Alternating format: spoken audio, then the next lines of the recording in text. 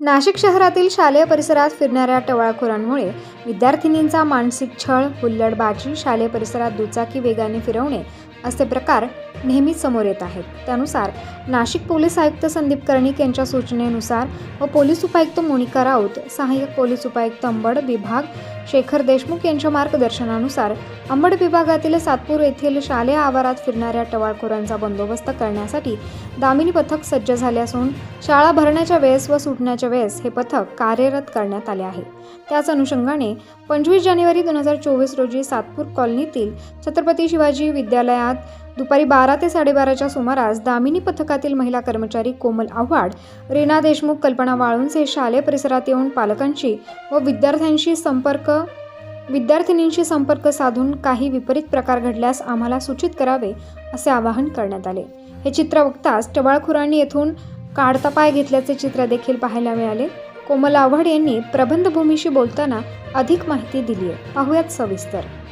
प्रबंधभूमी महाराष्ट्र न्यूजसाठी प्रकाश बागुल, नाशिक।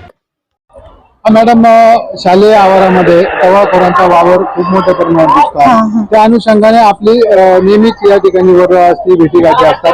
त्या संदर्भात आपण विद्यार्थिनींना आणि पालकांना काय आवाहन कराल? हो, आम्ही जर त्यांना काही अडचणी आल्या तर आम्ही त्यांना म्हणजे आमची व्हिजिट नेहमी चालूच असते ना, त्या व्हिजिट मध्ये आम्ही त्यांना सांगतो की तुम्हाला काही अडचण असेल किंवा कोणी पोरं वगैरे त्रास देत असेल तर तुम्ही आमच्या डायल 112 ला कॉल करा। तुम्ही टीचरांना सांगा, घरच्यांना सांगा आणि आम्हाला सांगा।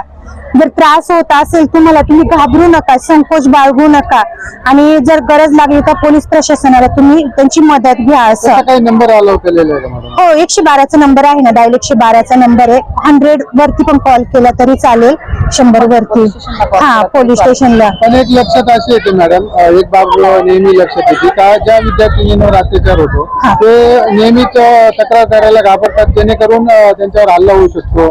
अशा संदर्भात विद्यार्थिनींनी काय केलं पाहिजे? त्यांनी न घाबरता त्यांनी पण त्यांना प्रत्युत्तर दिलं पाहिजे किंवा त्यावेळेला त्यांनी कॉल केला पाहिजे। जरी त्यांच्याकडे मोबाईल नसेल तर त्यांनी तुरंत शाळेमध्ये जाऊन शिक्षकांना सांगितलं पाहिजे, जेणेकरून शिक्षक पण पोलीस स्टेशनला लगेच तक्रार करू शकता आणि आम्ही त्यांच्यासाठी आम्ही लगेच आमची गाडी वगैरे येतेच आणि आम्ही पण हजर असतो त्यांच्यासाठी।